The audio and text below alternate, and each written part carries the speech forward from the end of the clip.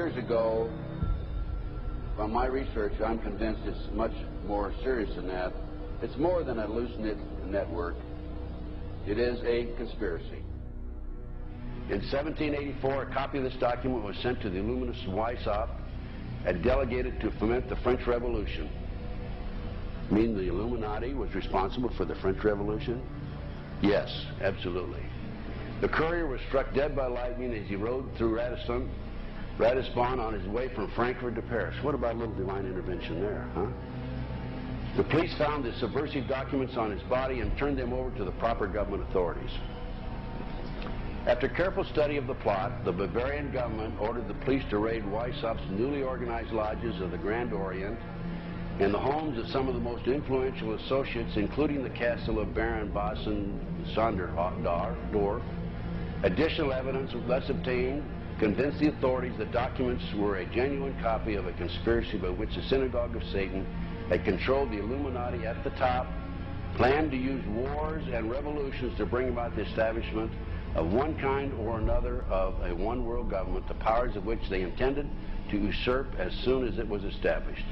In 1785, the Bavarian government outlawed the Illuminati and closed the lodges of the Grand Orient. In 1786, they published the details of the conspiracy. The new order of the world, our enterprise is now a success. He said these blind slaves say they are free and highly educated, even as they march behind, notice this word, signs. Have you ever taken time to analyze a sign or a billboard or a logo?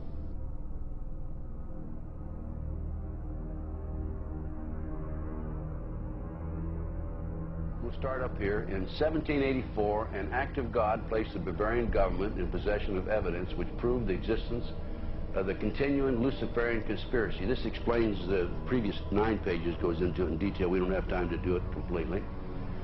Conspiracy. Adam Weishaupt, a Jesuit-trained professor of canon law, defected from Christianity and embraced the Luciferian ideology while teaching at Ingolstadt University. In 1770, the money lenders who had recently organized the House of Rothschild retained him to revise and modernize the age-old protocols designed to give the Synagogue of Satan ultimate world domination so they can impose the Luciferian ideology upon what remains of the human race after the final social cataclysm by use of satanic despotism. Weishaupt completed his task on May the 1st, 1776. It's a communist holiday, isn't it? May 1, 1776. The plan required the destruction of all existing governments and religions. In 1776, Weishaupt organized the Illuminati to put the plot into execution. The word Illuminati is derived from Lucifer and means holders of the light.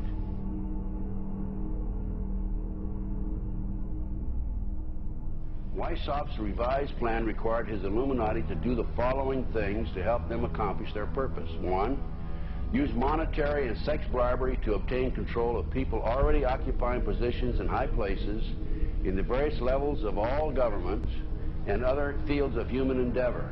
Once an influential person had fallen for the lies, deceits, and temptations of the Illuminati, they were to be held in bondage by application of political and other forms of blackmail and threats of financial ruin, public exposure, and physical harm, and even death to themselves and their loved ones.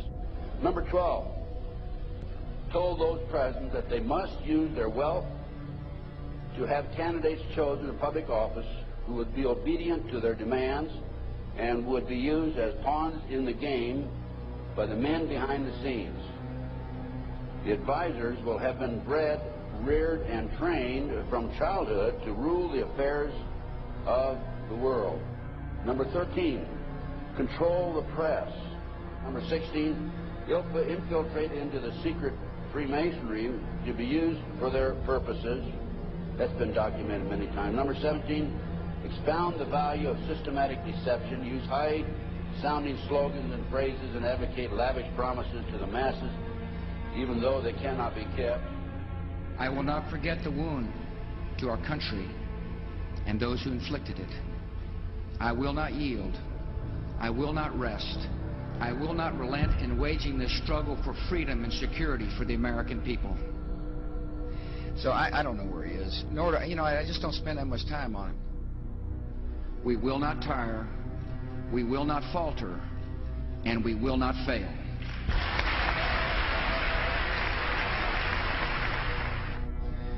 Terror is bigger than one person. And I remember he was telling me how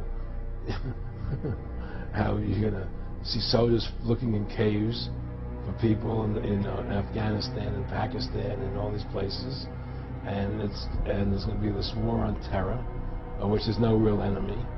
Who knows if he's hiding in some cave or not? We hadn't heard from him in a long time. Operation Northwoods, the plan called for innocent people to be shot on American streets. This is the Pentagon. For boats carrying refugees fleeing Cuba to be sunk on the high seas. For a wave of violent terrorism to be launched in Washington, D.C., Miami, and elsewhere. People would be framed for bombings they did not commit. Planes would be hijacked using phony evidence, all of which would be blamed on Castro to justify an invasion of Cuba 40 years ago. An aircraft at Elgin Air Force Base would be painted and numbered as an exact duplicate for a civil registered aircraft belonging to a CIA proprietary organization in the Miami area. At a designate time, the duplicate would be substituted for the actual civil aircraft and would be loaded with selected passengers, all boarded under carefully prepared aliases. The actual registered aircraft would be converted into a drone, remote controlled plane, their word for it. Takeoff times of the drone aircraft and the actual aircraft would be scheduled to allow a rendezvous south of Florida. I mean, he's been tested unlike any other president. This 9/11.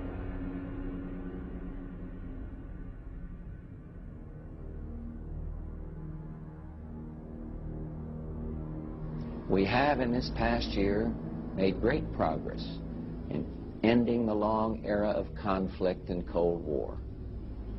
We have before us the opportunity to forge for ourselves and for future generations a new world order, a world where the rule of law, not the law of the jungle, governs the conduct of nations. When we are successful, and we will be.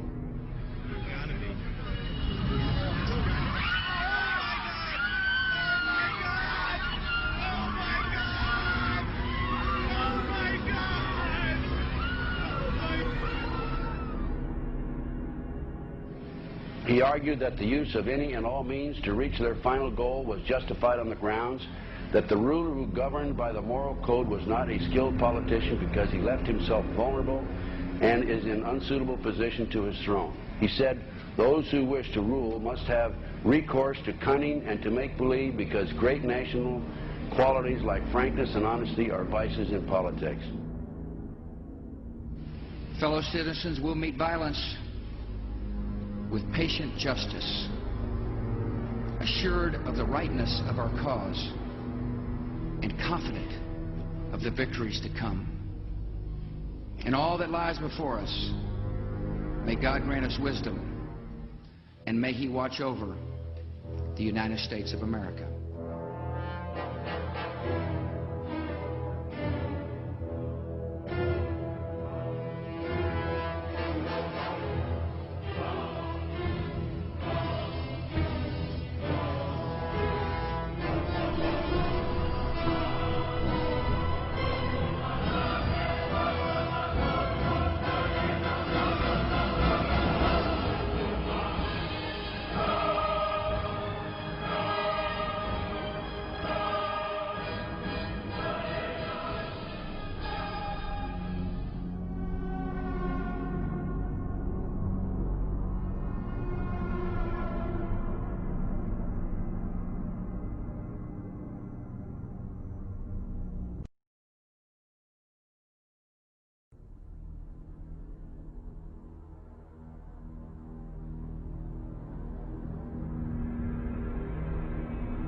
Union Banking Corporation was liquidated by the U.S. government, and Prescott Bush received $1.5 million for his holdings in his Nazi business, and that was the beginning of the Bush family fortune for all intents and purposes. George Bush takes his inspiration from what he learned in Skull and Bones and from the Thule Society that Hitler and Goebbels and Goring cut their teeth in, Bohemian Grove, these evil organizations that perpetrate the ugly things that these criminals are doing to this country for which they must be held accountable. They are the most violent, dirtiest people on the face of the earth. Somewhere Americans are going to have to take their country back and start finding out who are these people. Who are these people we call our representatives, the Bushes. George Bush, the president, his father, went around the country talking about a new world order. The people who are running this country from behind the scenes do not care a thing about Americans or bloodshed anywhere.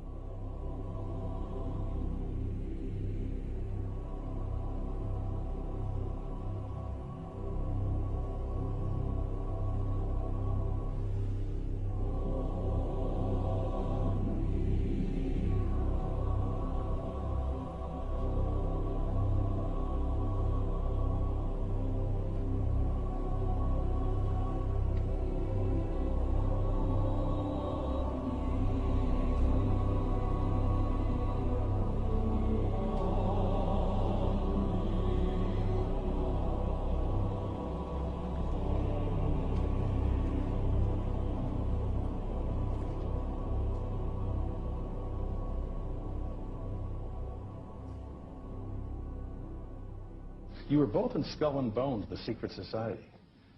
It's so secret we can't talk about it. What does that mean for America? The conspiracy theorists are going to go wild. I'm sure they are. I don't know. I haven't seen the web. Number 322. Sir. Were you a member of Skull and Bones in college in Bush? Were you in the same secret society? That's all right. Let me answer his question. Whoa, don't chase me. I said do it.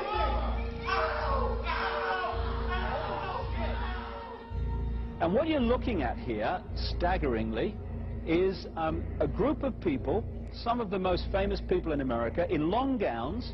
Behind them there, you see a 40-foot stone owl. And there's the fire between them, next to the lake at Bohemian Grove. Now, one might wonder, understandably, why the people that run the banking, political, economic system and the media in America should be dressed in long robes, doing a ceremony to a 40-foot stone owl. I think we should be told. No doubt you'll be hearing about all the differences between John Kerry and George W. Bush. But we've discovered they do have something in common. During their respective college days at Yale, they both belonged to a group called Skull and Bones. He's come pretty close. She was part of a team that successfully recorded part of the initiation ceremony that takes place in the tomb's courtyard. Okay, you have the doorway here. Yeah. Okay, then to the right you have a hedge, and then you have an evergreen tree. If you follow that line straight back, courtyard's in there. Okay. So that's where they have the ceremonies in the outdoor part of it. Part of it was indoors, so we only got to see the outdoor part. Right. We only got to and to listen to the outdoor part. God only knows what went on indoors. And what did you hear? What was it you know? You managed to get this unique it was disgusting. It was gross. I mean, they were pretending to murder people. And what was the tone of it, though? Was it jokey, or was it quite... No, it wasn't jokey at all. It was sick. It's about the only way I can describe it. It was sick.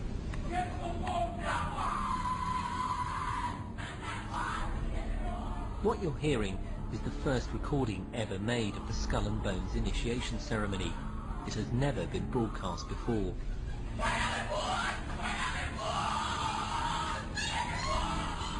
15 new members of the club are being introduced into the macabre rituals of Skull and Bones by the senior students who are about to graduate. The club has what some might see as a strange fascination with death, skulls and bones. There's the chants too, difficult to hear first of all, but including the devil equals death, and death equals death.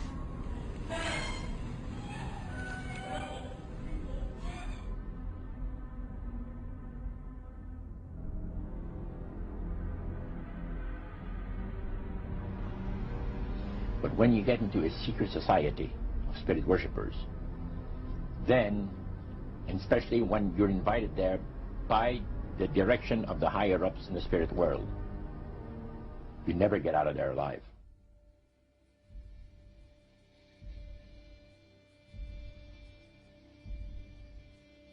And he told us, he says, look,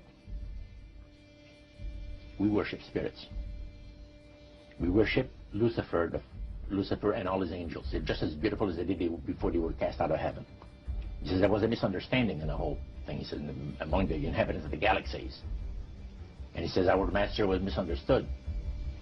And they always praise the great master, Satan, as a super intelligent being that he is, beautiful to behold. And if he ever appears to you, you won't be able to look upon him because he'll be too bright.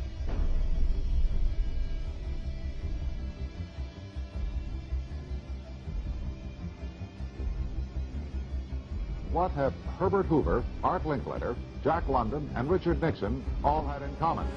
Well, they've all been members of the exclusive all-male Bohemian Club in California, where every year at this time, the elite from around the country get together for 2.5 weeks of fun and games. Among its members are businessmen like Leonard Firestone and Edgar Kaiser, and political figures like Gerald Ford, Henry Kissinger, William French Smith, and George Shultz. President Reagan, Vice President Bush, and Defense Secretary Weinberger are members of other camps.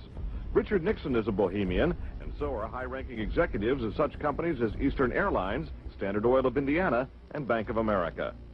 Privacy is one of the Grove's most cherished virtues. Members may not photograph, record, speak, or write about activities at the retreat. While many public officials are Grove members, the press is a distinctly unwelcome guest. We're from ABC News. Well, get back there. Get back there. Can we talk to somebody in the... Get back there. You see, for over 120-plus years in Northern California, in Sonoma County, on a 2,700-acre secluded redwood grove, leaders from around the world, prime ministers, chancellors, presidents, governors, again, the heads of industry, banking, academia, the media, Hollywood, travel there to engage in bizarre, ancient Canaanite, Luciferian, Babylon mystery religion ceremonies. We were inside 4 hours. That's only one day out of the 2 weeks that they meet there for the admitted Summer Fire Festival of the Bohemian Club.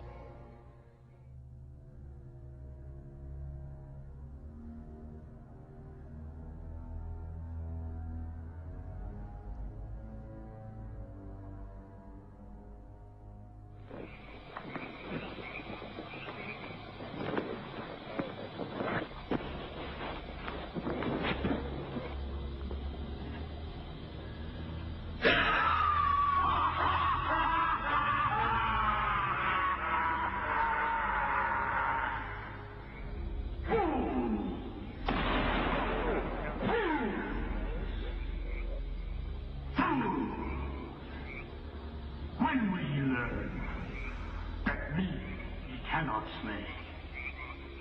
Year after year ye burn me in this room, lifting your puny shouts of triumph to the stars. But when again ye turn your faces to the marketplace, do ye not find me waiting at the home? Fools! Fools! Fools to dream ye conquer care! Nay, thou mocking spirit, it is not all a dream. We know thou waitest for us, year after year within this happy grove. Our fellowship bans thee for a space. Thy malevolence which would pursue us here has lost its power under these friendly trees. So shall we burn thee once again this night, and in the flames that eat thine effigy, we shall read the sign, Midsummer sets us free. Ye shall burn me once again!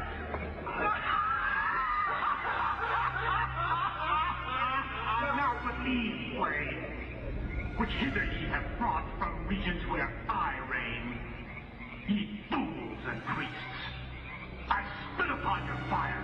Hail fellowship's eternal flame. Once again, midsummer sets us free.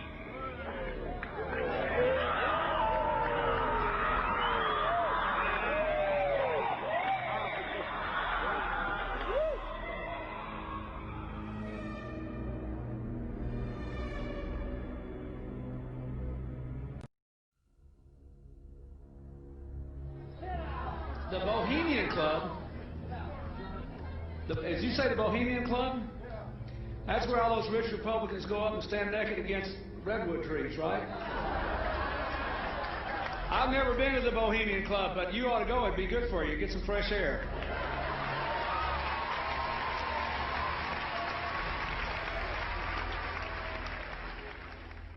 One last question.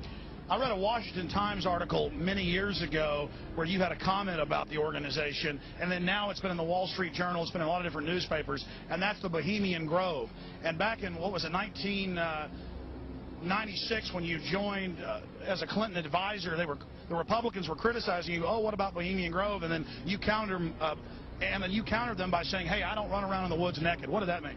Here is the before-mentioned Washington Times article where he said, I didn't run around naked like they do. I don't know what quote you're referring to. I'm not aware of any quote like that. Listen, I am a happy member of the Bohemian Grove. I like the folks who come there, and it's really inappropriate for me to talk about the group beyond that. Thank you. Have you been there for the ceremony with the cremation of care? Frankly, I don't think that's something I need to talk to you about. Really? That's right. Well, I'm Alex Jones, and I snuck in there in 2000. I'm the guy that blew it wide open and got the video. It's been on national TV. Well, I disrespect you for that. You do? I do. But there's a lot of big public officials going in there. Don't we deserve to know? I don't know anything about you, and I don't know anything about your film. But if you go in there with an understanding, you violated that understanding by releasing that film, and I don't respect you for that. Really? But we have public officials. I'm sorry. You took an understanding when you went in there that you would not do that film. And did you have an understanding when you went in there? No. Did you crash it? Yes. Yeah, and it has no trespassing signs there too, doesn't it? No, they put them up after. Oh, I'm sorry. I'm sorry, sir. I've been there before. I know what the circumstances are, and I'm sorry you violated the understandings. That was not a gentlemanly thing to do. But what about the ritual? Is the ritual genuinely?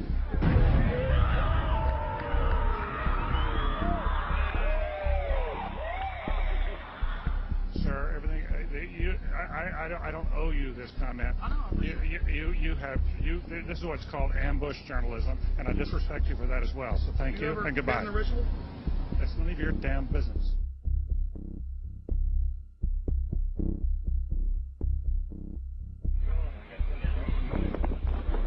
Wow.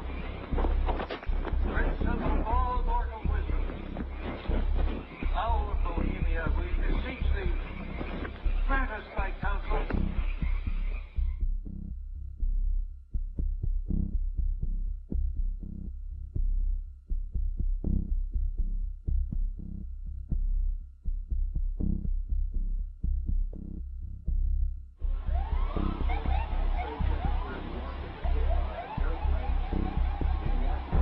Oh, my God. Oh, my God.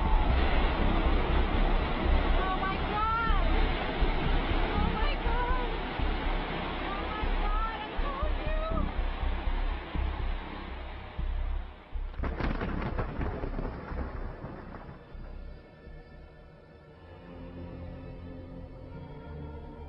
Today our nation saw evil, the very worst of human nature.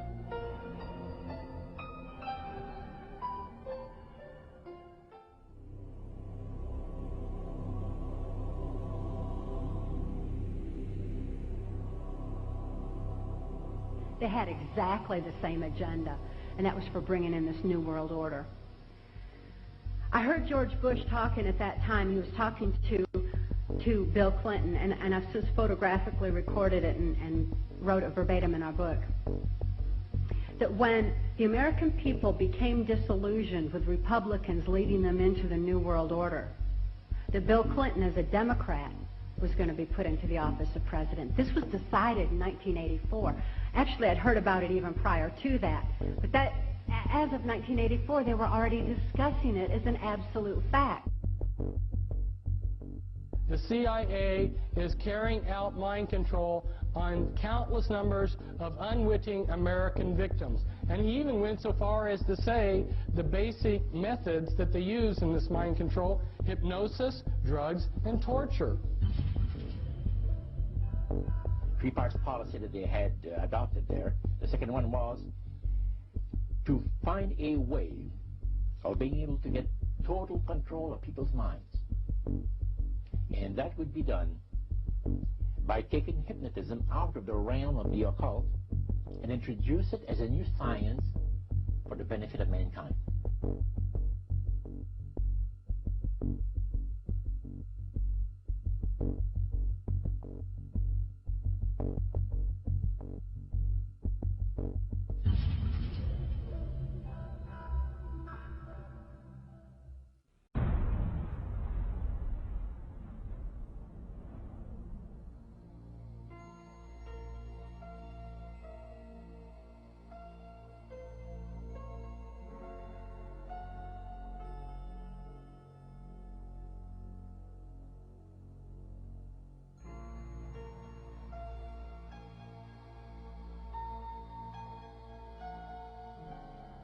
Reflecting a policy of genocide either against the Tibetan people themselves or against their culture.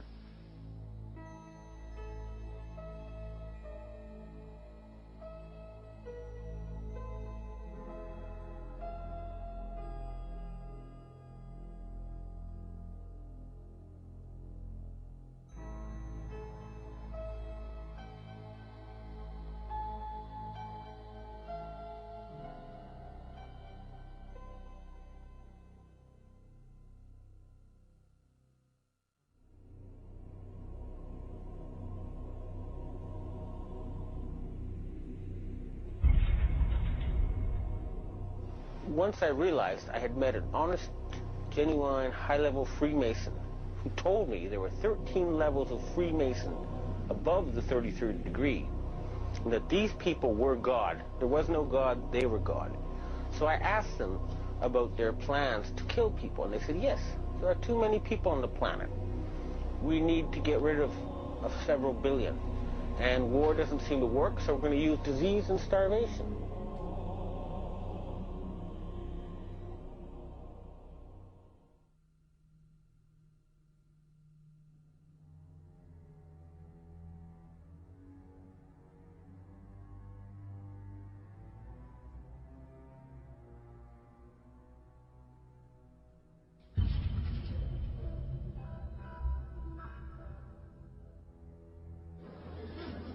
He knew what was happening, and he attempted to warn us when he left office. He told us, quite bluntly and in no uncertain terms, to beware of the military-industrial complex.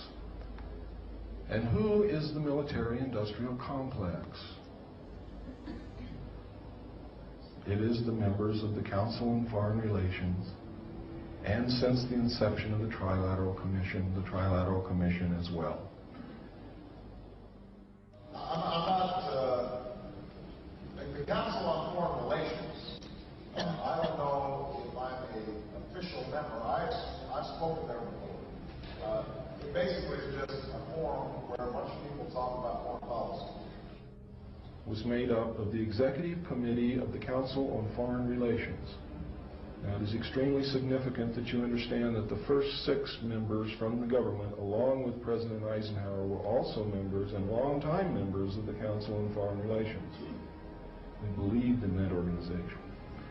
They believed in its goals, which was one world government.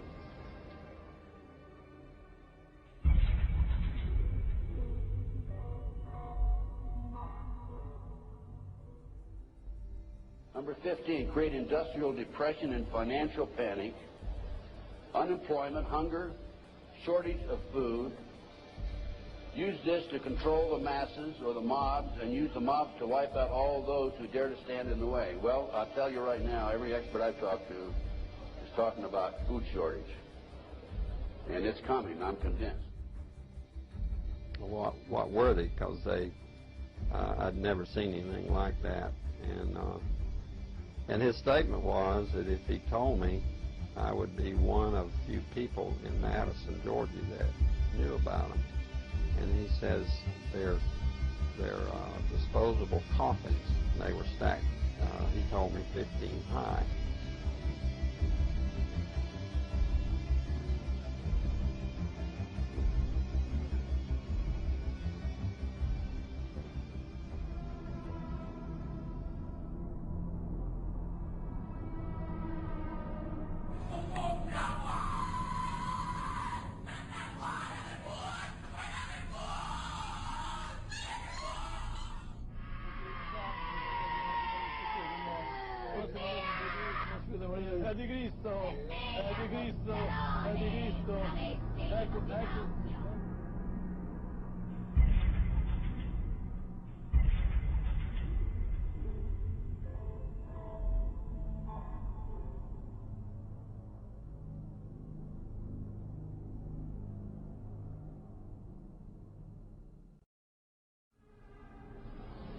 One of the driving forces behind this movement, the Illuminati, is the satanic cult movement in this country today.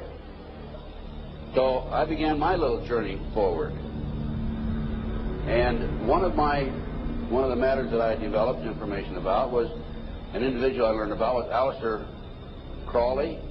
He likes to have his name pronounced Crowley to rhyme with holy. And the Satanists today, and for the number of years in the past, have basically used his philosophy and his writings as a guide. He had so many Masonic degrees that you could fill up 5 pages of a book with them. This guy was probably the most highly honored Mason in the world. He styled himself the wickedest man in the world. He believed himself to be the great beast, and he changed his name to Aleister Crowley, so it would add up in both English, Hebrew, and Greek Kabbalah as 666. In 1904, Crowley had a communication with an extraterrestrial being named Ewas. And this being, through his wife, kind of a channeling type operation, brought forth a book that was called the Book of the Law in 1904.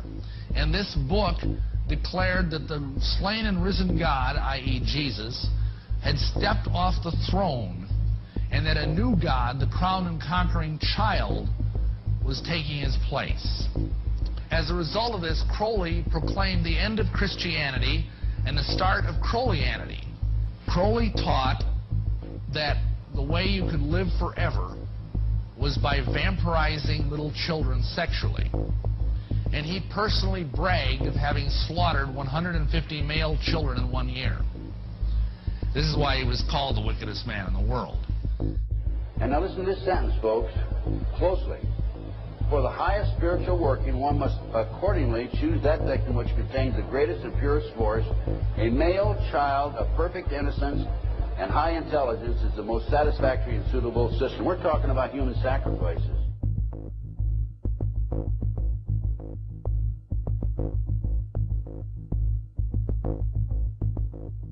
And they'd also drug them up, and they'd take a sacrificial knife and they'd start from the chest and move all the way down to your abdomen.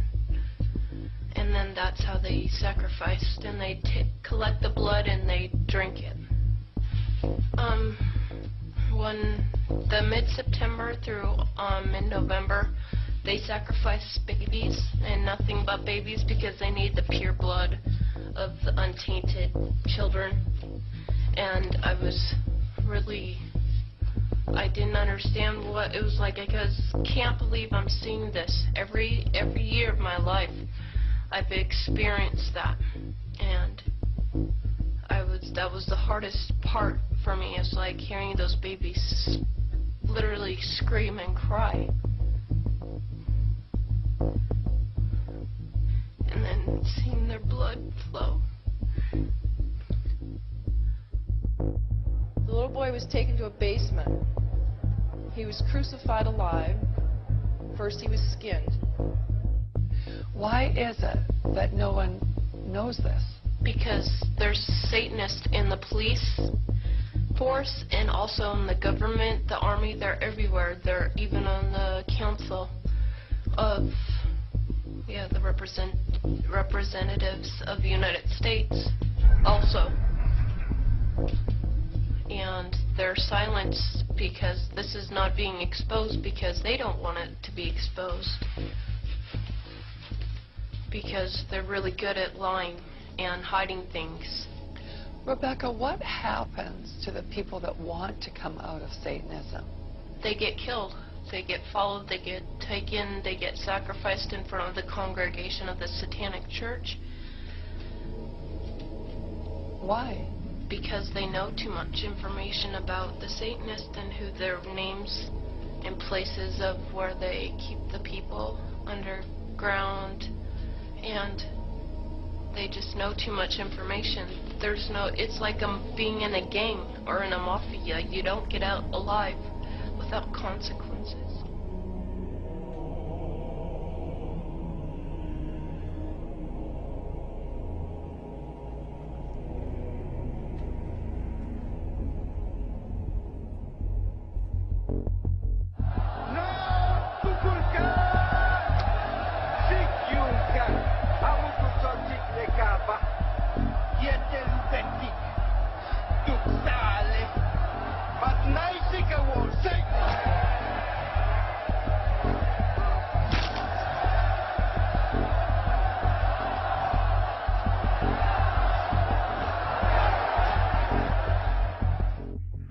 Control the world by bankrupting their own businesses.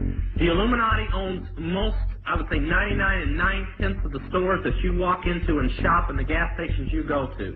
And they are going to destroy them on purpose.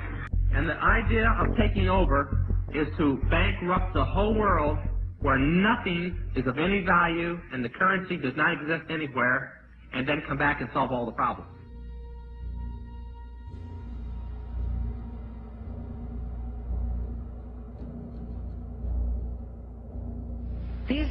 These guys who are manipulating my mind and programming me for mind control purposes claimed, and these criminals in control of our country as well, claim to be gods, demons, and aliens in order that I feel totally helpless, in order that I felt like they were beyond my realm to affect.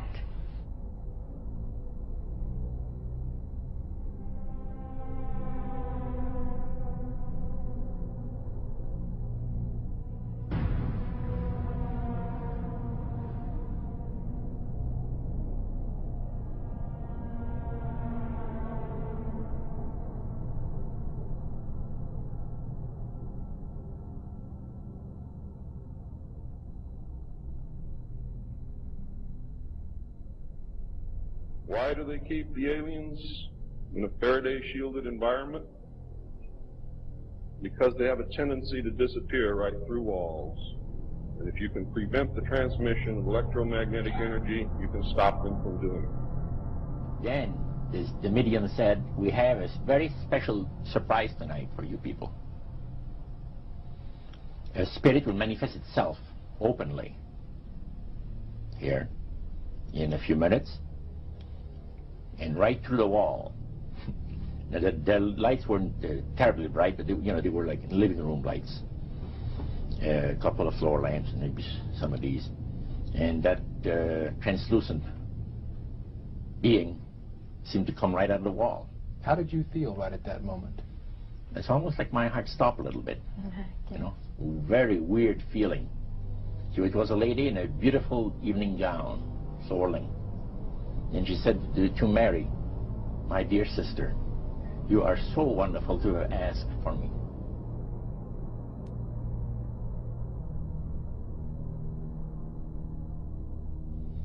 So, he said the supposed spirits of the dead that you're talking with are demon spirits. They're fallen angels. They're beautiful beings. Just set it out, just like that. Oh, yeah. It didn't make you uneasy when he said they were Well, it shocked you a little bit, something that you first hear mentioned to you. He said, you guys have got a great future ahead of you. Because we've been told, the high priest of our society, secret society, has been told that the master has very special plans for you to. Now, what did he mean by the master? Satan. She said that she was made successful in her singing career by a dear friend of hers that was the same age as she, and died when she was 18 years of age. And Loretta was trying to get into the singing world, you know, but she says, I had no success at all. Until one night I was sitting in bed reading a book, and she says, who walks right through the wall but my friend, the spirit of my friend? And she says, Loretta, I'm going to make you a very famous person in singing Western country music, and I will be with you all the time. She said her voice went through me, the power. See? And you saw this in a television documentary? Yeah. Yeah. This was, I believe, 1976 it took place. Now, the priest explained that when people believe in this business, they are actually opening themselves to be completely deceived by demon spirits, because it gives the demon spirits an opportunity to impersonate the dead, see, and for people to believe their lies. Isaiah 14 and 11 even speaks of vials being built into his body. Vials are pipes. The piper is calling you to join him. The Illuminati doesn't produce rock music to entertain you. They don't produce rock music to make money. They don't need that money. They own everything anyway. They do it to put demonic influence in your life.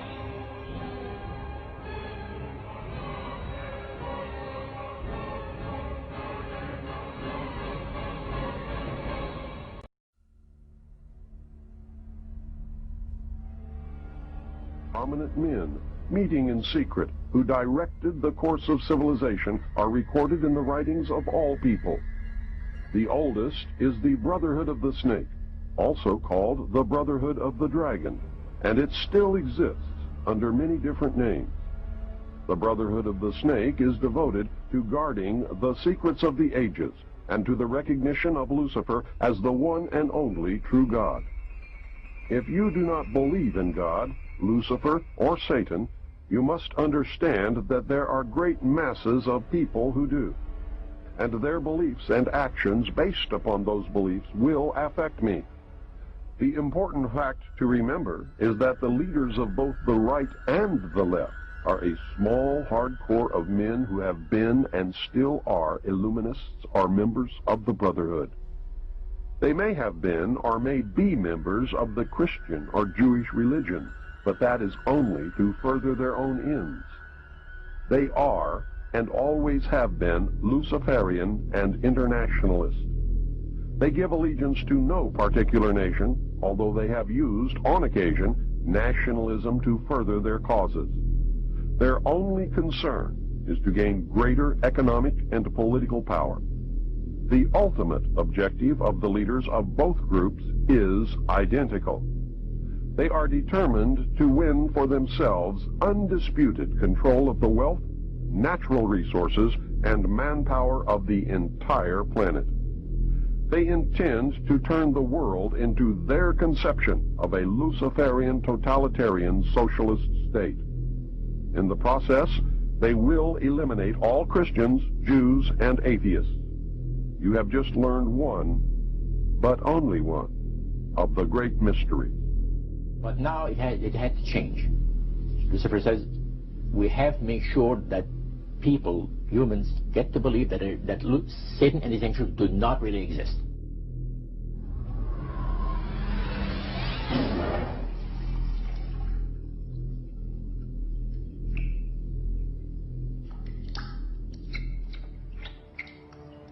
That's what they're trying to do. They're trying to disconnect us from multidimensional infinity so that we don't see the world from that perspective, and therefore see through the illusion and see through the nonsense and see through the lies.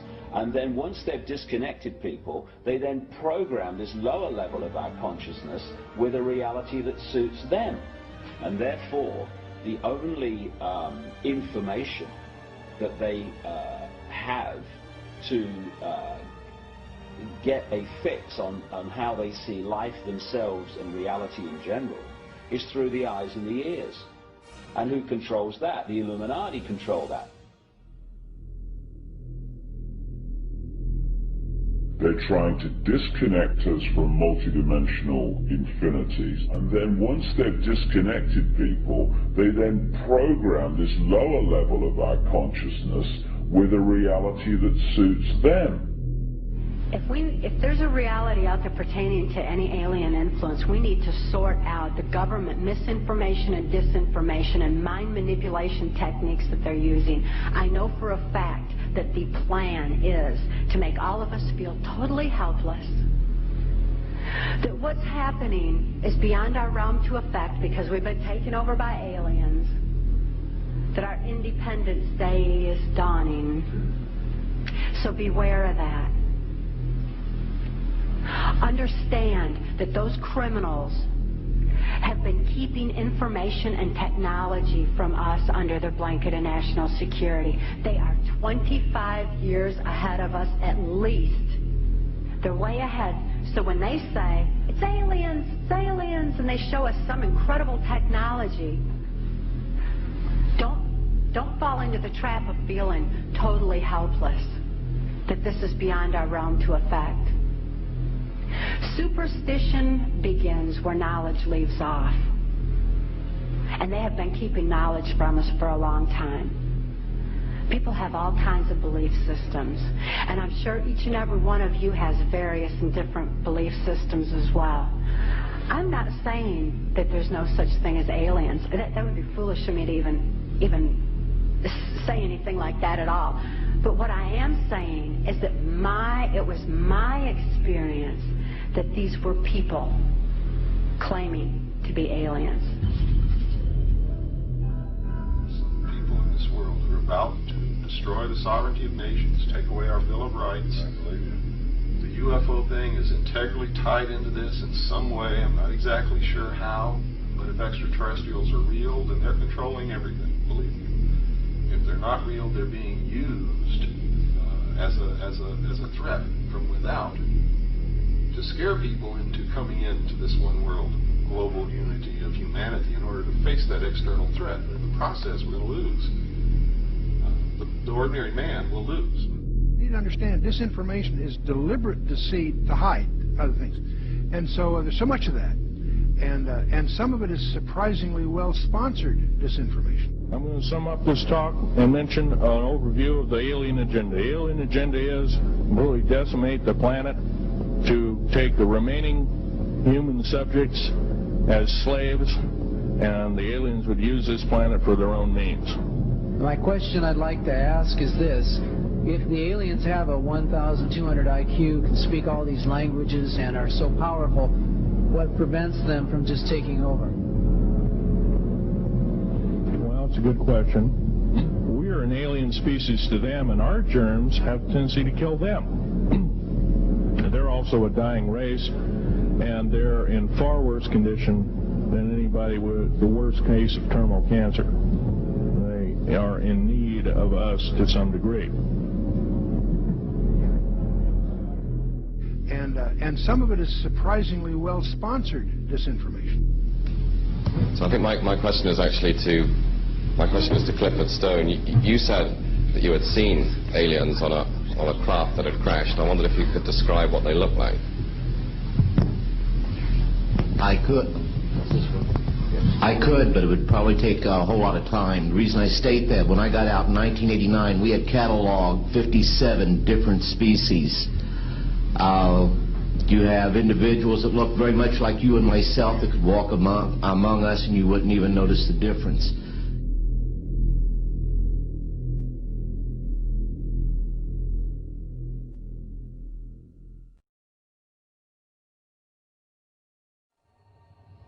The situation is that you have various types of what we normally call grays. We didn't call them grays in the military, but you had at least 3 types of the grays. You had some that were much taller than we were. The unique thing that I'd like to point out for the most part is that the entities that we did catalog were in fact humanoid. Now this created a situation where the scientific community was trying to figure out why that would be the case, because you would expect that if life evolved on other planets, that they would take on some type of other being, so to speak, not necessarily look humanoid or be bipedal such as we are. But apparently we got quite a few of the species out there that are humanoid in appearance, and that creates a question that yet has to be answered by science.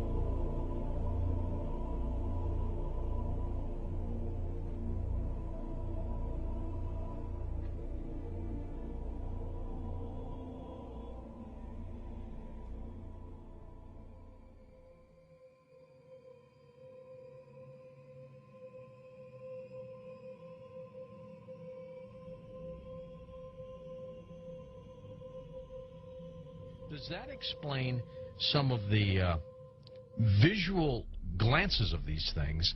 They seem to just simply disappear. They're gone.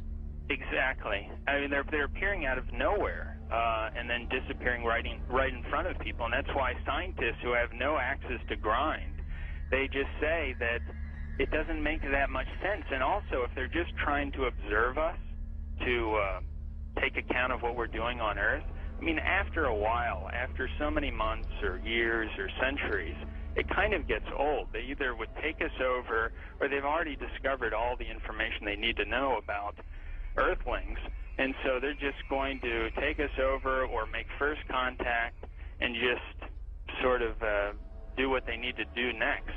To endlessly observe us, it doesn't make any sense.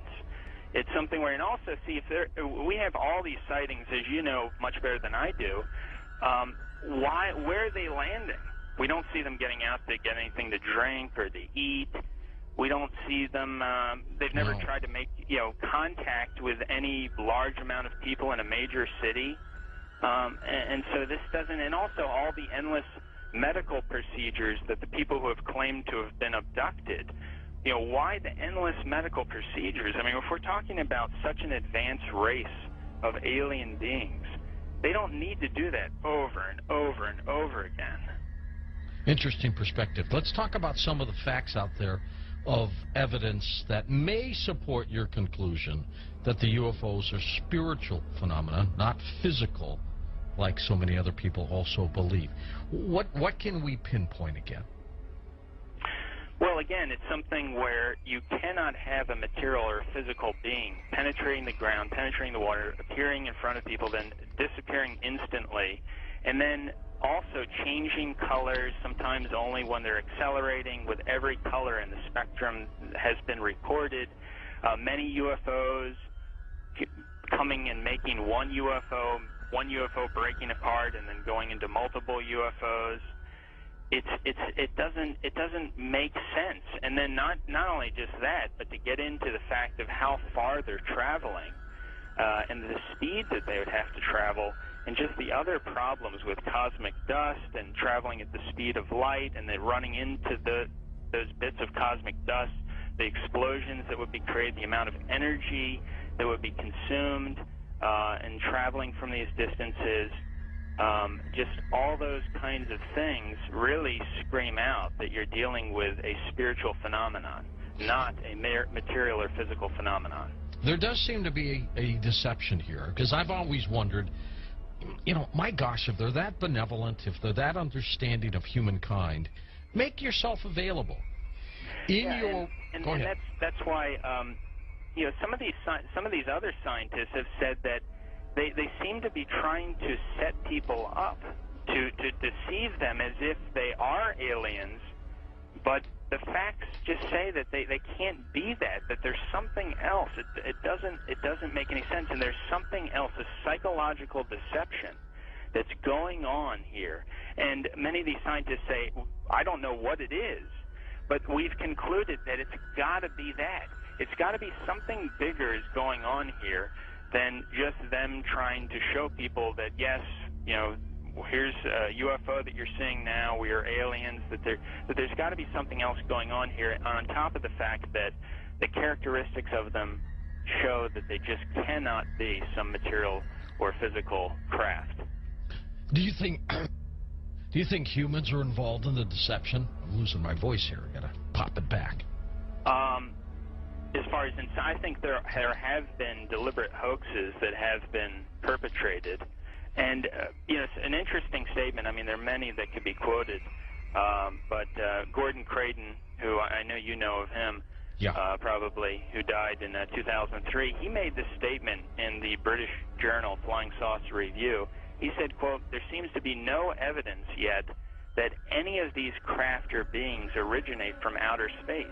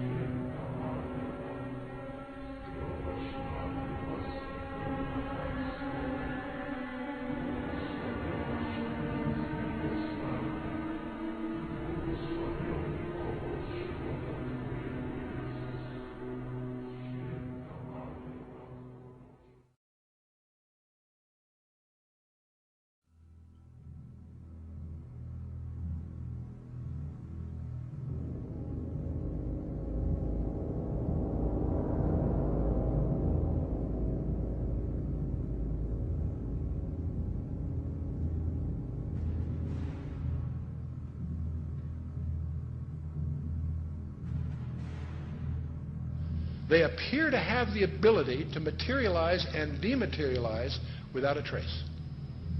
One of the great mysteries of the UFOs isn't seeing them, is trying to figure out where are they when you don't see them. Some people say, well, they're from another galaxy. Most physicists will debunk that for lots of reasons. They seem to pose that way, but for lots of, if they came, you know, if there are that many coming from another galaxy, you think you'd sense the traffic. We'll come to that with some more reasonable explanations, and you're going to discover the two top researchers in the last century, really, is Jacques Vallée, France, and J. Allen Hynek, the American. Now, J. Allen Hynek was head of astronomy at Cornell, and he set out to debunk this nonsense about UFOs, and he became one of the most ardent, competent, balanced researchers in the trade. J. Allen Hynek, he died a few years ago. both of these respected researchers came to the conclusion that they're not intergalactic for lots of physics. There are a lot of physics rebuttals to that conjecture. They both argued that these things are demonic. Their term. They've written many, many books. You can check them out. These are not religious people. They're not people with any kind of personal agenda. But they came to the conclusion that these things, on the one hand, and by the way, we take for granted that we strip away the nonsense and the hoaxes, set that aside. There's tens of thousands of files you have to wallow through. When you cut through all that, there's still a core group, a substantial core group of real events that need explanation. And so on the one hand, they exhibit physical properties on the one hand. On the other hand, they also violate all physical laws. And so the conclusion from that both J. Allen Hynek and Jacques Vallée and others have come to is that they're hyperdimensional, that somehow they come from another dimension periodically.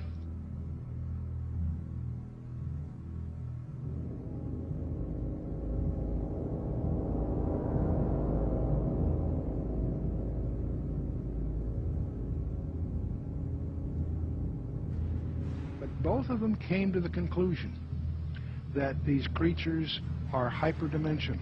They're not from some other galaxy.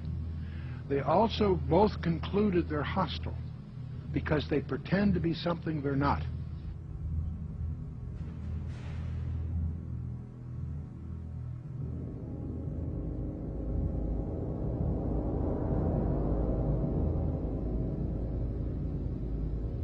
Just getting the image.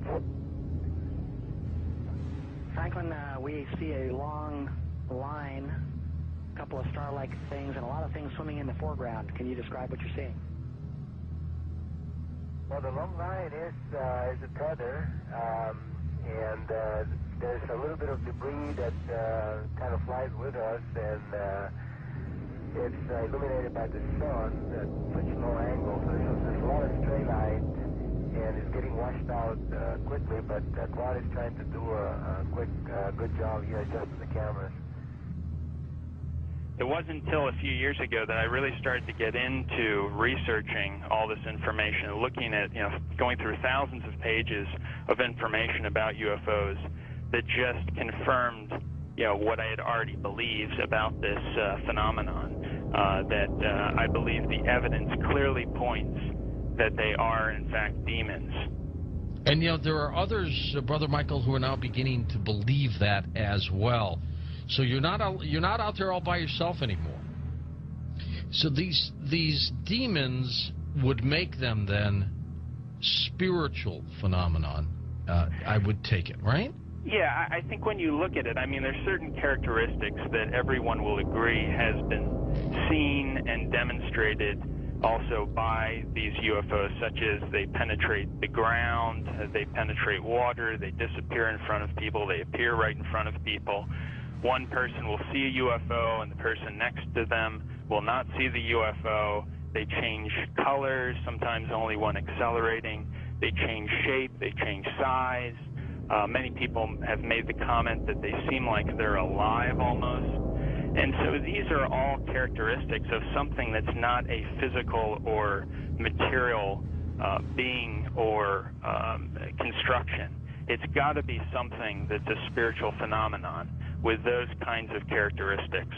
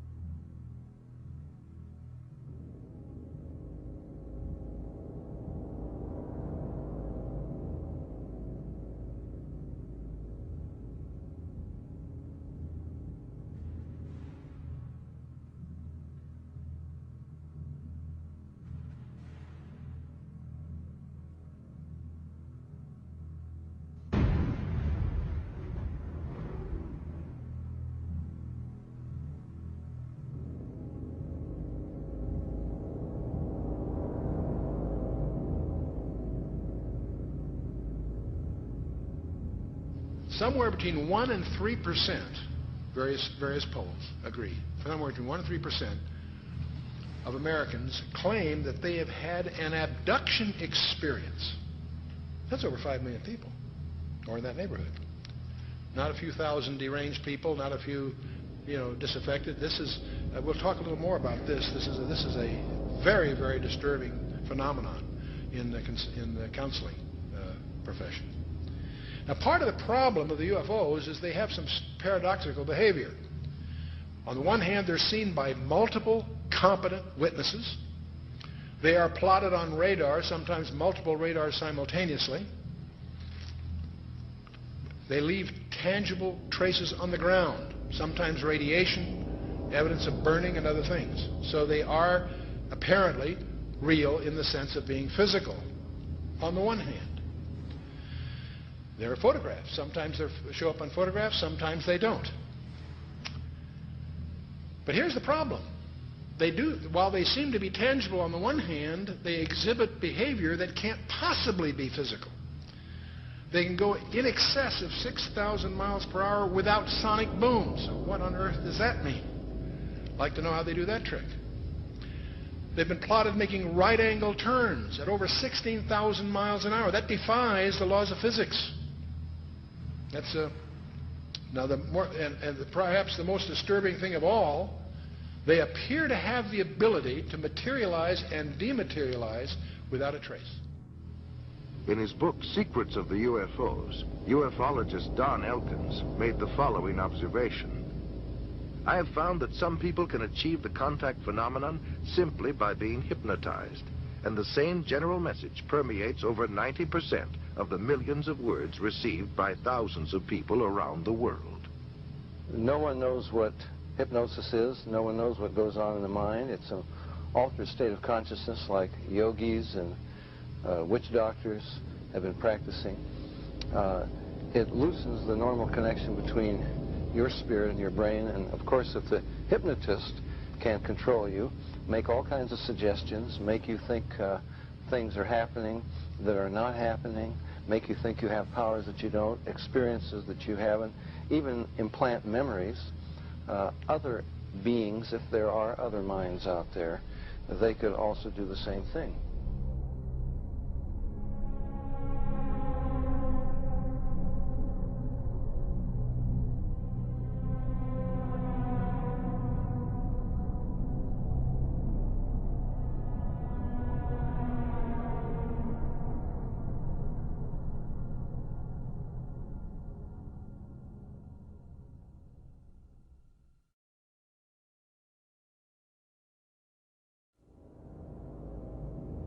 Interesting is that there was a huge satanic ritual that was performed on the very spot where Area 51 happened by this Jack Parsons, and in which they had this magical ceremony called Babylon Working, and it was designed by Aleister Crowley, who is a Satanist who called himself the B666.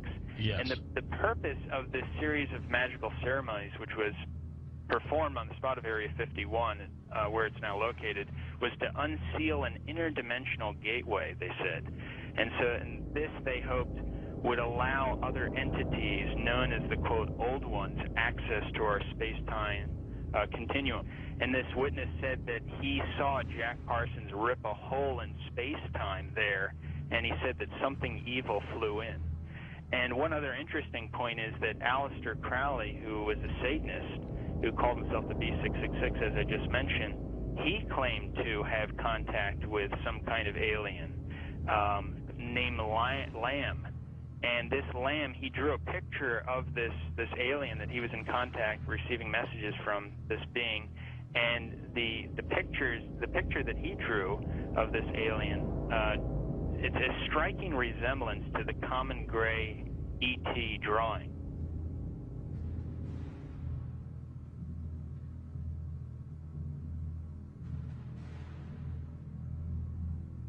And obviously they have the secret base there where advanced aircraft is being tested. And so it's not one or the other, it's actually both. And what's interesting is this fellow Jack Parsons, who was the main person involved in the satanic ritual, he was involved in creating some of the most advanced technological stuff that we have right now in rocket propulsion systems. He was even involved with a lot of stuff that NASA does. They even named a crater on the moon. It's called the Parsons Crater. It was named after Jack Parsons. Right. So you see all the connections here. You know, I've long believed that if there is satanic activity on this planet, and I believe there is, if they are in constant communication with these demons, or even if they conjure them up, Brother Michael, is it possible they do with their rituals and things like that?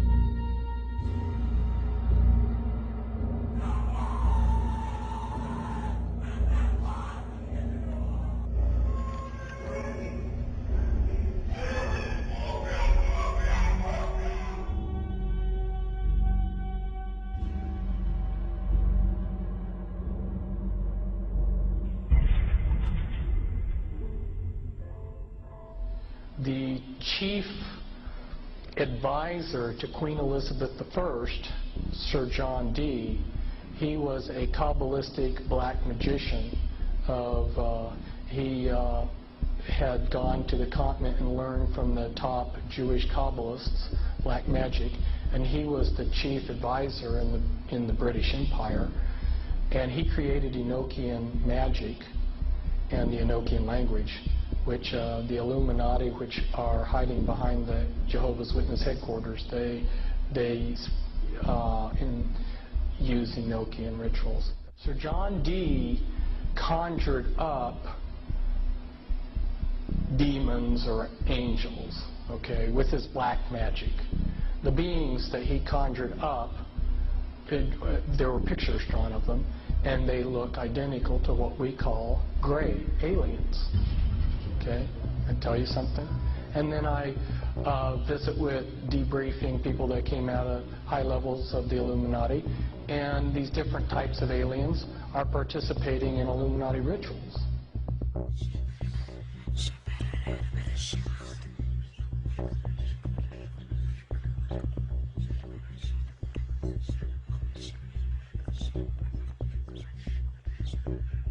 Oh man, I don't know where to start. They're gonna they'll triangulate on this position really soon. You can't spend a lot of time on the phone, so give us something quick. Okay, okay, what we're thinking of as aliens are they're extra dimensional beings that an earlier precursor of the space program made contact with. They are not what they claim to be. They have infiltrated a lot of aspects of the military establishment, particularly the Area 51. The disasters that are coming, the military, I'm sorry, the government knows about them, and there's a lot of safe areas in this world that they could begin moving the population to now aren't. But they're not doing anything. They are not. They want the major population centers wiped out so that the few that are left will be more easily controllable. Discharge.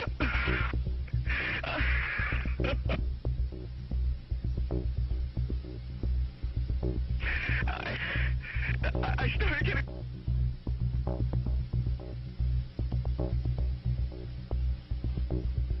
In some way, something knocked us off the air, and we're on a backup system now. It's the government, or... I don't know. It has to be something, though. Well, did you hear... Now, you tell me, because you were listening. That was awful strange. There was a really weird guy on the air when it went off? Yeah. Hello? You didn't disconnect me before, did you? Were you on earlier tonight? No, not, towards the end of the last hour, you said, east of the Rockies, you're on the air, and your voice was immediately replaced by the operator saying, your party has not connected. Oh, well, see, as you can now tell, I don't screen calls. So what happened, obviously, was that I answered the phone just at the very instant that you had been ringing, as long as they were going to let you ring. Yeah. And so that occurs, obviously. Sometimes I go to a line and it's dead and nobody's there, and that's what's happened. You know, we just were on the cusp there. Anyway, I'm glad you made it back through. Yeah, you got all my paranoia buttons running. I always get very nervous when I call you. I'm Brian. I hung up on you last week. Oh, I see. And I just figured, damn the torpedoes. I'll just do this and let the chips fall where they will. All right. Everybody, I am the Area 51 caller. That's my statement, and let you or whatever tear it apart. You claim you're the Area 51 caller? I am the man. How do you account for the fact, Area 51 caller, that part of the way through your spiel, the satellite went down? I have no idea, and it scared the heebie-jeebies out of me that night. I've called a number of times on your specialty line nights doing different, kind of wacky characters, and I didn't know what you wanted me to do. I knew it was very difficult for me to prove to you, but I just thank you for your patience in dealing with me up to this time. All right.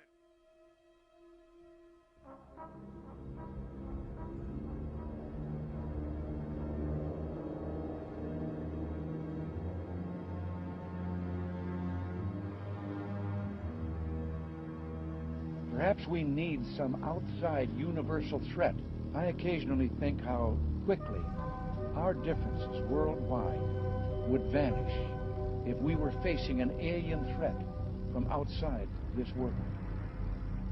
And yet, I ask you, is not an alien force already among us? What could be more alien to the universal aspirations of our peoples than war?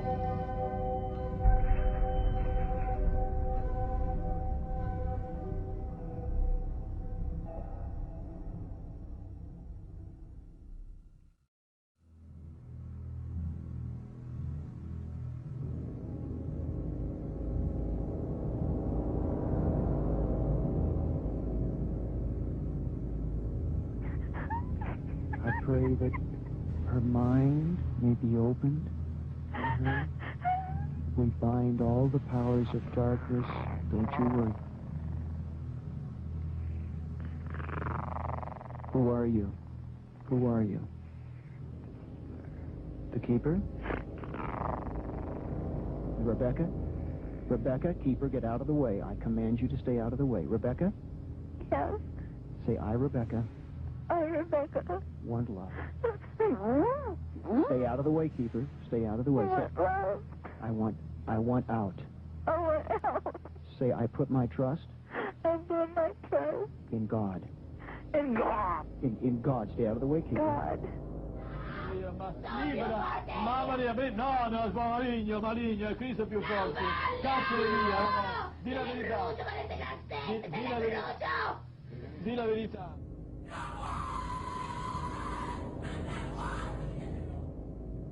So what they're doing, in effect, is using the secret society network they've set up to manipulate these bodies into power, but in doing so, they're putting themselves into power because they're controlling the mental and emotional processes of these vehicles.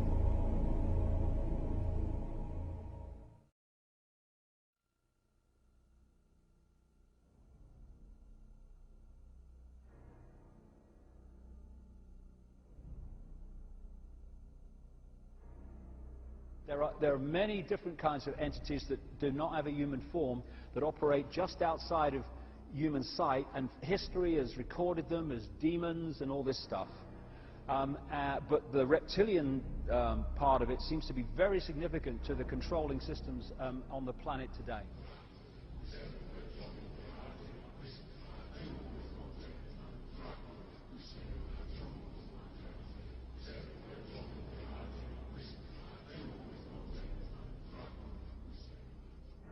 Today, there's a lot of genetic experiments and Nephilim being created that are hybrids, and this is a very important part of what the Illuminati is doing.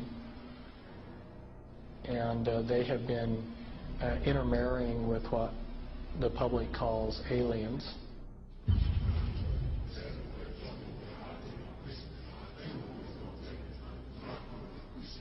So that these people aren't human as we would know human. They've been pretty thoroughly demonized.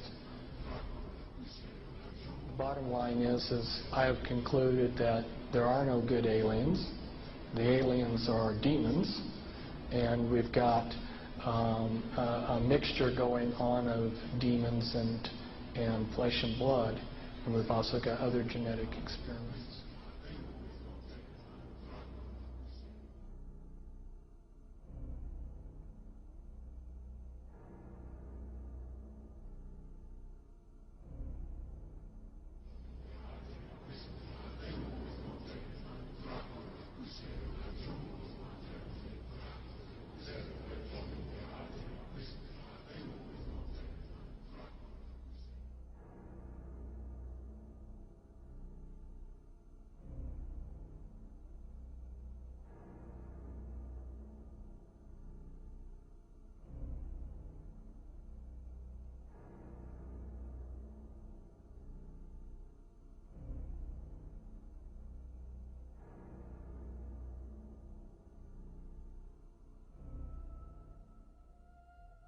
They have a vibrational sympathy with that which interbred with them. And this doesn't have to be physical interbreeding either. Remember, a demon, get the little spooky picture. They are a fallen angel, an unclean spirit. They can assume any form or go into anything. I have concluded that there are no good aliens. The aliens are demons.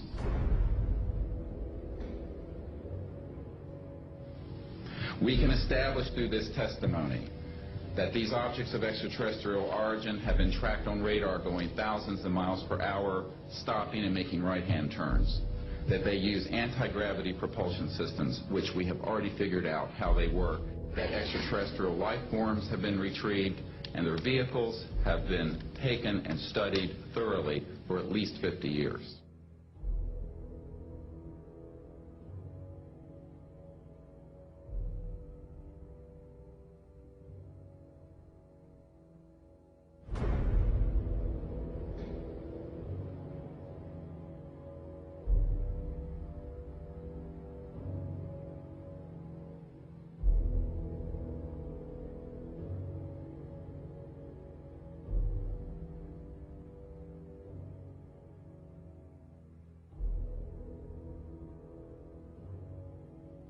It's human nature to want to believe in some race of benevolent space brothers that will come and save us from ourselves. But it's not logical, and you can't make it work any way you look at it. This grand plan is going to take people are going to eat the stuff. Because it says spirits, demon spirits, will declare themselves to be inhabitants of far distant planets in the galaxies that are coming to warn the inhabitants of planet Earth of the impending destruction of the planet unless something seriously proper is done to avoid it.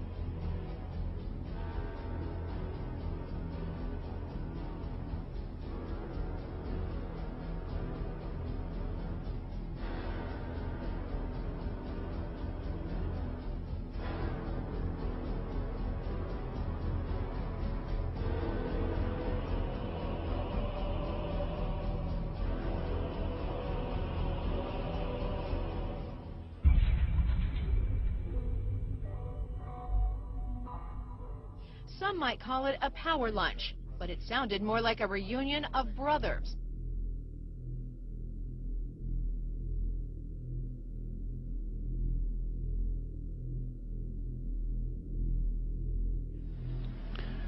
The Illuminati were to obtain control of the press and all other agencies which distribute information to the public.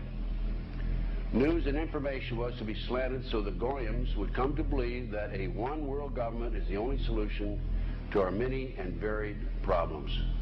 Their plot, their plans, their conspiracy remains invisible. The whole agenda is to create a one world government where everybody has an RFID chip implanted in them.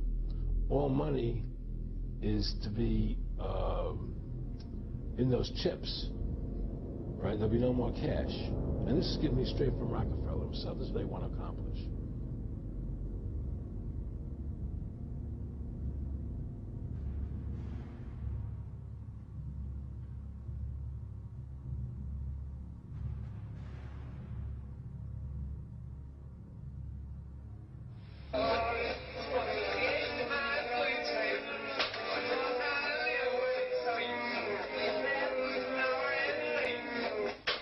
And then he says at the end of this is he will give you 666.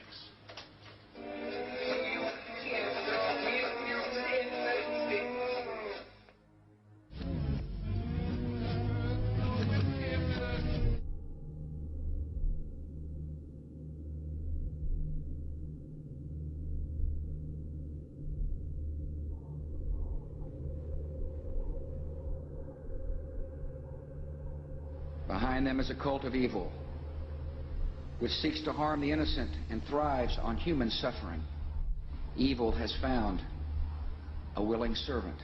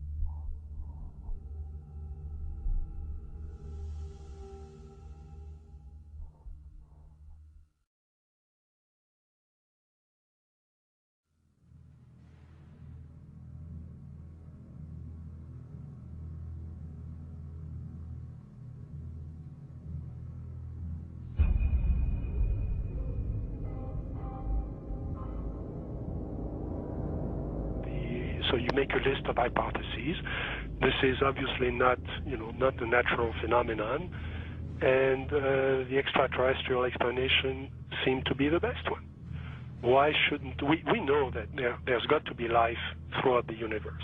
So why shouldn't it be able to come here, especially since there must be civilizations there that are thousands, if not millions of years ahead of us? But then as you get more and more data, you realize that's not what the witnesses are describing. What the witnesses are describing is something that, in many cases, comes out of nowhere, disappears into nowhere. There are cases of objects becoming transparent on the spot, physical objects, material objects.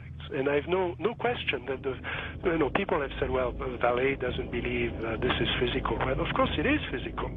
It's material at some times, but it can also change shape.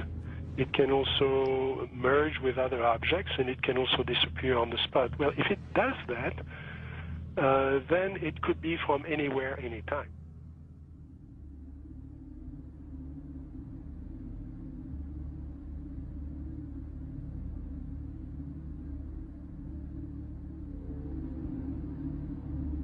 We always try to, to discredit the old legends, trying to say, no, these people were crazy, they thought everything was possible.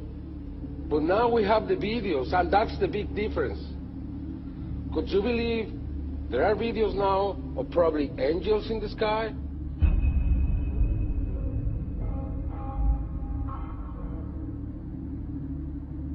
And then I started looking at some of the things that didn't fit.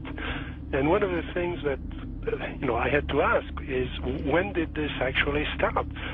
Every UFO book starts with, on June 24, 1947, Kenneth Arnold saw something about Ukrainians. Well, that's not really true. I mean, we have data from the 30s and the 20s and from 1896 and 1897 all over the United States, and then you can go back in history. And many people don't want to hear that. They want to hear that this is, if you follow the first level extraterrestrial theory, then ETs, discovered us when the atom bomb went off and they came here to study us. Well, that's not what the data says. So when did it start? And I found an enormous wealth of data going back to medieval times and even before. Of course, as you go back in history, you lose the cultural context, and it's harder to understand the data. But in medieval times, there were records, especially the records of the church, that were kept very, very carefully about strange phenomena. The skeptics are always saying, well, give us your best case and we'll take it apart. There is no such thing as one best case in any field. You have to look at an accumulation of cases and look for patterns, and then that's how the phenomenon reveals itself to you.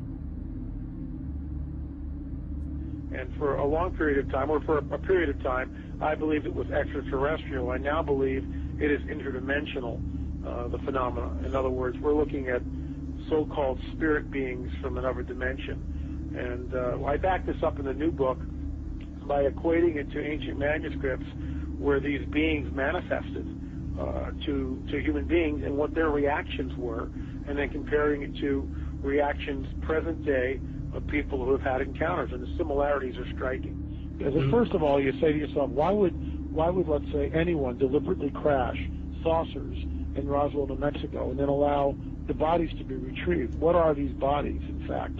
And it took me a long time to figure this out. And this is a theory, okay? There's a difference between the grays, the little guys, right, that we see that have now been enculturated with the big black slanted eyes that are about 4 feet tall, all right? Those, let's just call them the grays because pretty much everyone knows them as grays. But there's another creature which people and abductees talk about that they see on board the ships, and these are tall beings, and they assume different forms. Sometimes they can appear as reptilian, other times they can appear as insectoid, other times they can appear as Nordic. In other words, in my opinion, they're shapeshifters. Now, why would I say that? What backs it up? There's a scripture, once again, from our spiritual handbook, which says that basically fallen angels can appear as angels of light if they so choose. Okay. They can appear as angels of light if they so choose. That's a shapeshifter, but it shapeshifts. It can appear as whatever it wants to.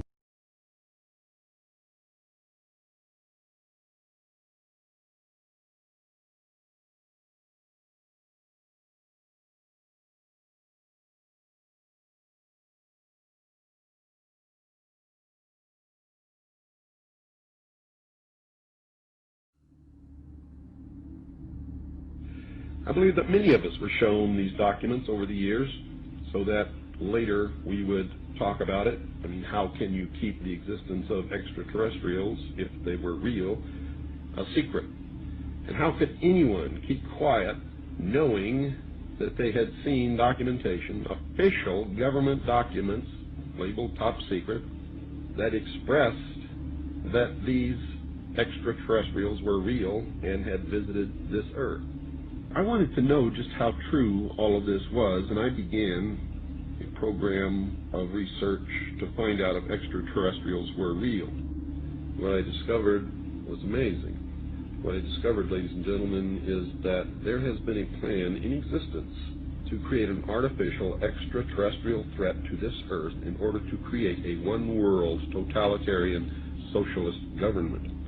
all the bombardment of the public with movies about flying saucers in the 50s, right after the United Nations Treaty was signed and the UN Participation Act was pushed through Congress, and all of the incidents since that have convinced the majority of the American people that flying saucers are real and extraterrestrials exist, and that flying saucers are from an extraterrestrial origin. This is being promulgated in many ways, by television commercials, in the movies, in the newspapers, by creating incidents either real or imagined.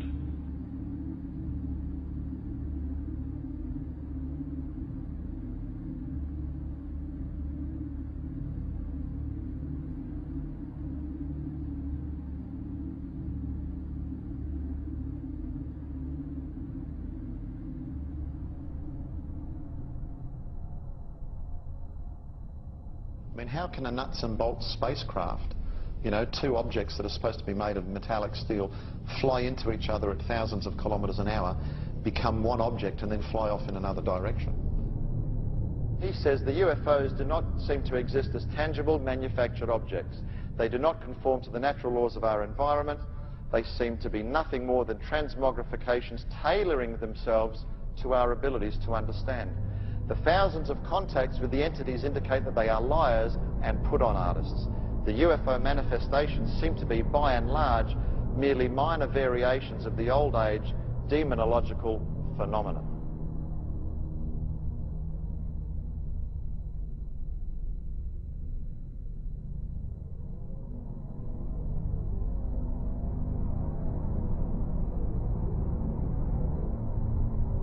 And again, the researchers will show you that the messages being received are deceptive in nature. They will tell you things like, well, you know, we've come from Venus or Mars in the 60s. That was the messages. Well, we now know that's impossible. Now they say they come from Sirius or Orion or Zeta Reticuli or somewhere far off, where we can't test those claims. And that's the problem.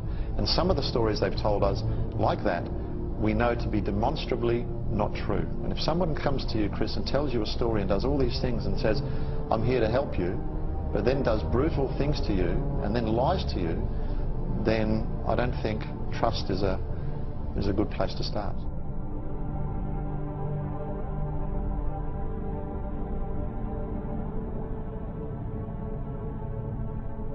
There is no evidence, I wish to emphasize, that these life forms from elsewhere are hostile towards us.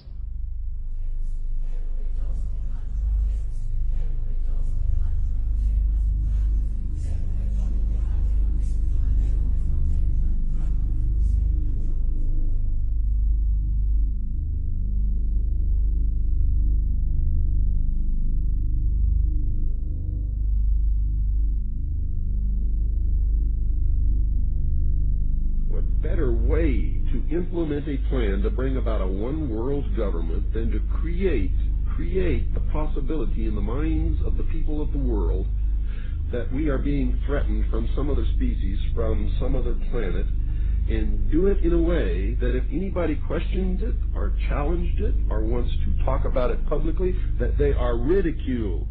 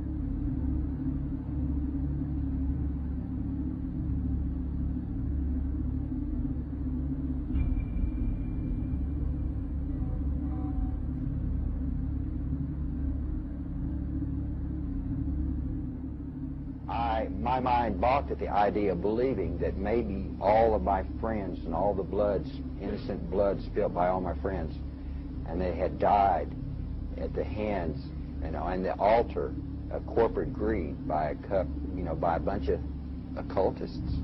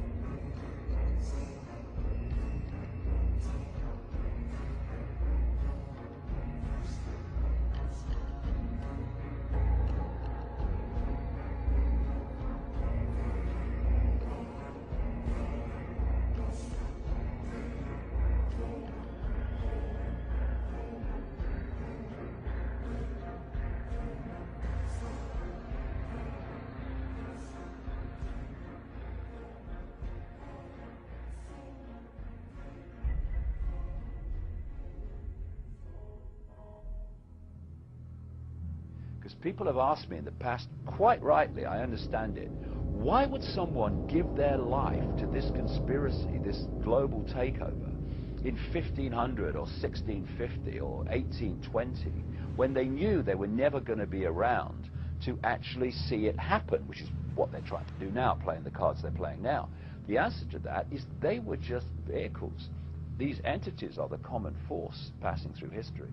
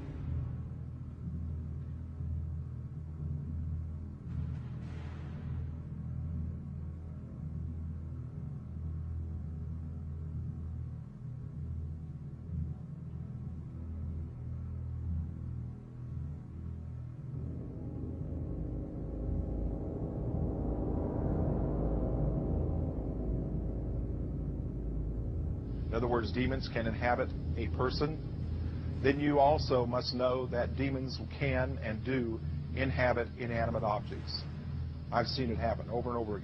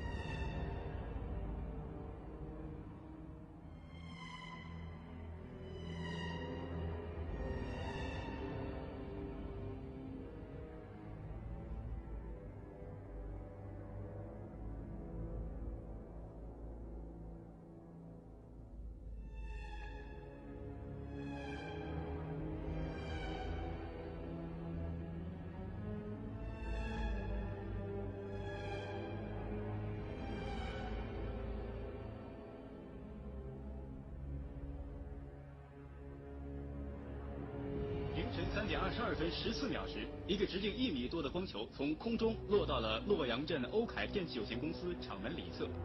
落到地面后，这个光球就不停地抖动，约45秒钟后，抖动加剧并开始变形，长出圆形的四肢后，迅速向厂区移动。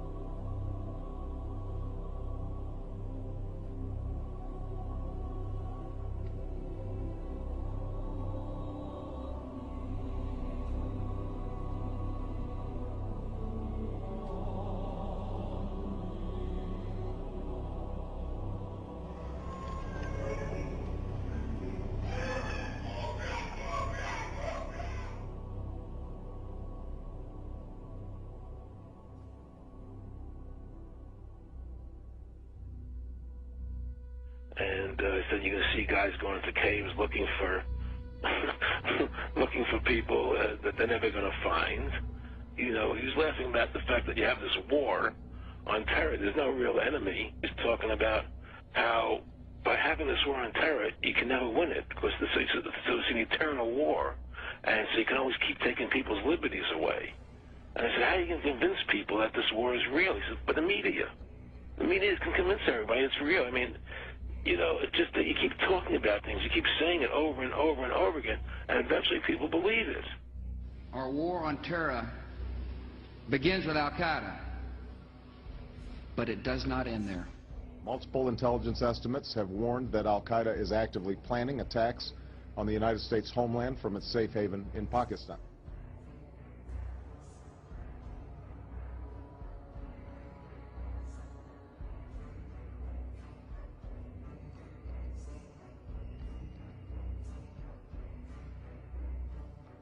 The last time you had an actual president was Kennedy.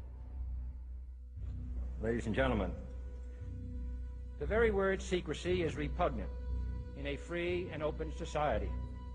And we are, as a people, inherently and historically opposed to secret societies, to secret oaths, and to secret proceedings. Even today, there is little value in ensuring the survival of our nation if our traditions do not survive with it. And there is very grave danger, for we are opposed around the world by a monolithic and ruthless conspiracy that relies primarily on covert means for expanding its sphere of influence, on infiltration instead of invasion, on subversion instead of elections, on intimidation instead of free choice, on guerrillas by night instead of armies by day. It is a system which has conscripted vast human and material resources into the building of a tightly knit, highly efficient machine that combines military, diplomatic, intelligence, economic, scientific, and political operations. Its preparations are concealed, not published. Its mistakes are buried, not headlined. Its dissenters are silenced, not praised.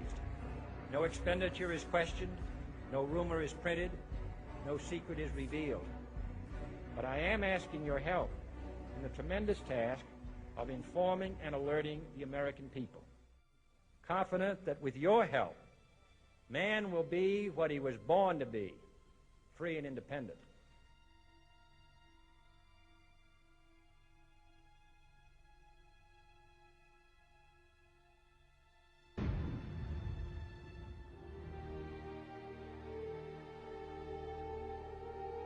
For I have complete confidence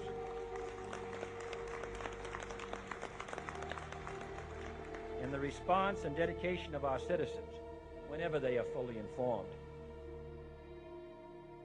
When we are successful, and we will be. And we will be.